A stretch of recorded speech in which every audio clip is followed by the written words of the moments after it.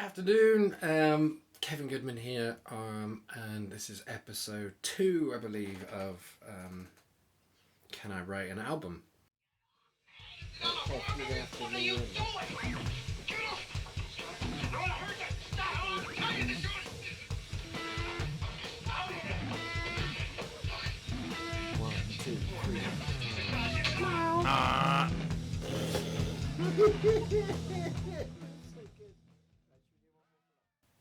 On the current song that I'm working on, which is Decreedance. So the idea behind this video, and it's a mix of a few days worth of work, so you'll see me in different t-shirts at some point, but so the purpose of the video is basically to outline just the start of the process, getting the guide tracks for vocal and guitar down. There's still at this point an open question as to whether or not the sort of baseline or starting point for this track is acoustic or a electric. I think it's going to be an acoustic based on most of the work I've done so far, which is in some of the coming clips. Cool, so that's the introduction. Hope you enjoyed the video. Just as a note, if you do, please like and subscribe to the channel. I'm hopefully going to try and be doing these at least a couple every 2 weeks. I'll see how that plays out. Very new to it, so we'll see how it goes. Anyway, yeah. So just wanted to talk briefly. I'm going to be setting up for the acoustic, which means I'm going to be using a Focusrite condenser mic that I got when I got the solo interface about 2 years ago, and a Shure SM57 beta, which I've had for years. I've used for a vocal live mic for a long time, from when I was back in a band, and then at sort of pub gigs and stuff. But I used that on the bridge and the Focusrite on the neck to get kind of a sound across both of those.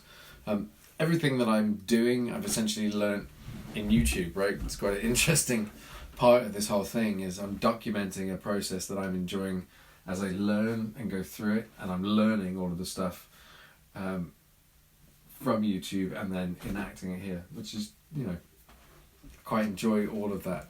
I think it's a brilliant thing.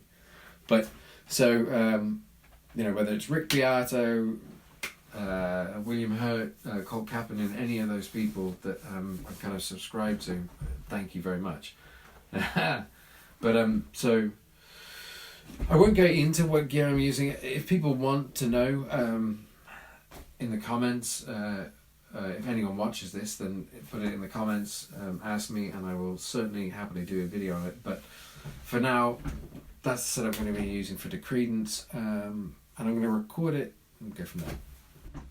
So I wanted to go back over. So I tried recording this last night when I was doing the actual recording itself, but it turns out that the footage I took ended up with some, I think. Anyway, doesn't matter. So I'm having to record it again. So it's not quite as immediate as it was last night. So, but I wanted to mention something that I find over and over again, and I don't know if this is something that's relevant to anyone else, but I thought I'd tell you anyway. And basically, I always go in with the intention, set the tempo, set the mics, get everything all ready to go, put the click track on, try and do a recording. And inevitably I do that, and I can keep time with the click. That's not necessarily the problem. But what I find is that if I do that, then it takes a while for me to really sort of nail the click and start to hear it as a groove, which it does, you know, but it takes a while, and so to get a quicker result, quite often what I end up then doing is just pulling a virtual drummer out and creating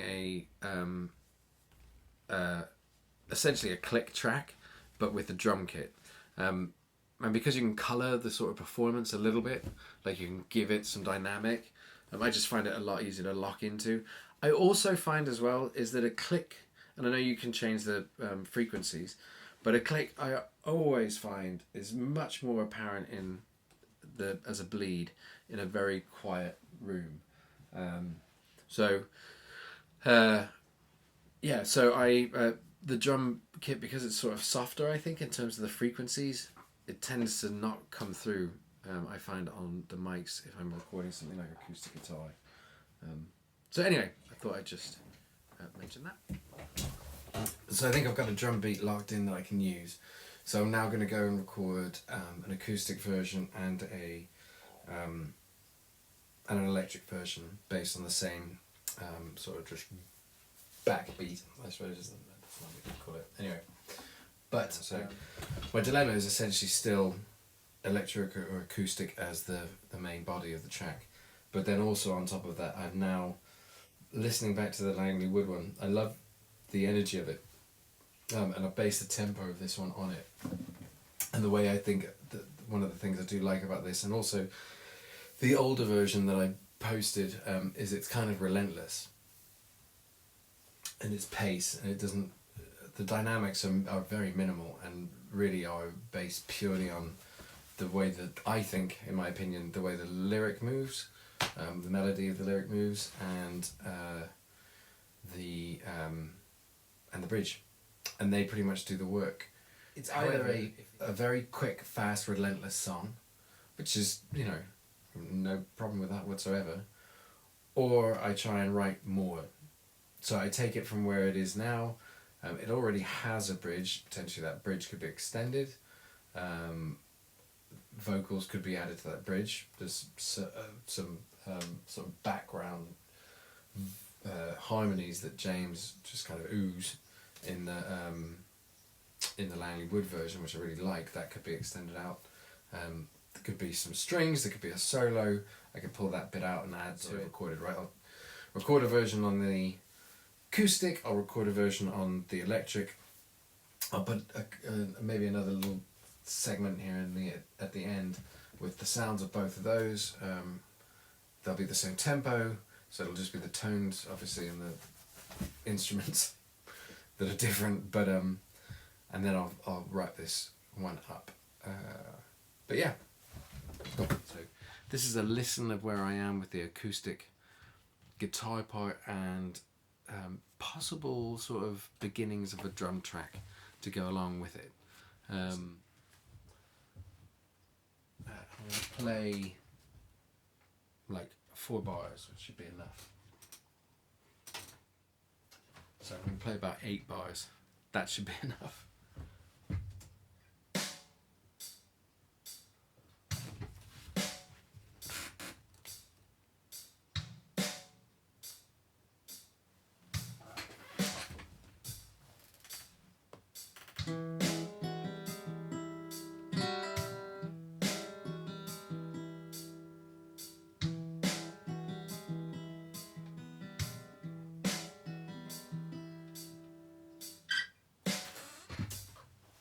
Okay, so what you might have noticed there is the acoustic guitar part comes in at like a fraction of a beat late, but then immediately gets into time where I can.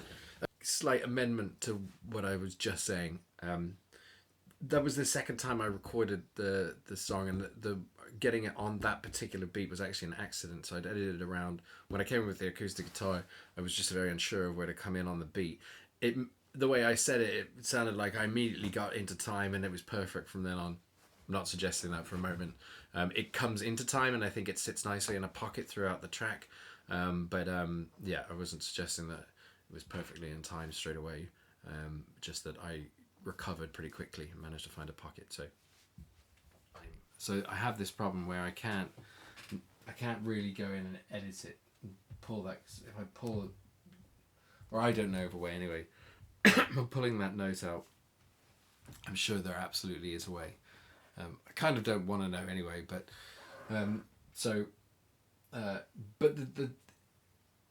what happens then to it as it goes on is quite interesting. So I'm going to play it from where it comes in, so you can hear how it sounds basically.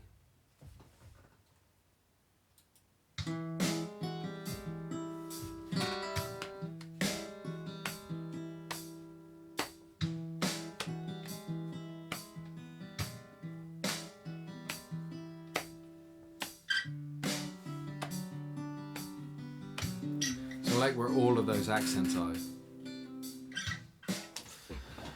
So I've got the drum part now recorded to MIDI, so it's now just essentially a click track that just repeats and repeats.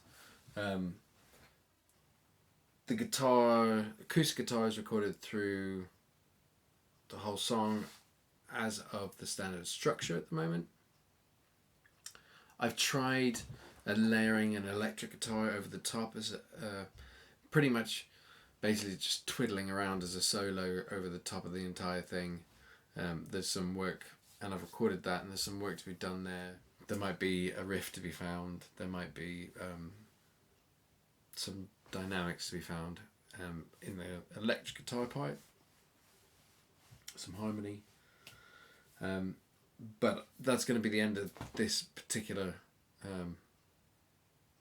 episode. So I'll work on the electric guitar part for the next one.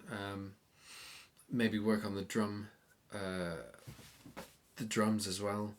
Try and flesh that drum part out using the accents that I found. And yeah, so appreciate anyone who's watched this to the end, and I hope it was fun for anyone who did, and see you again soon.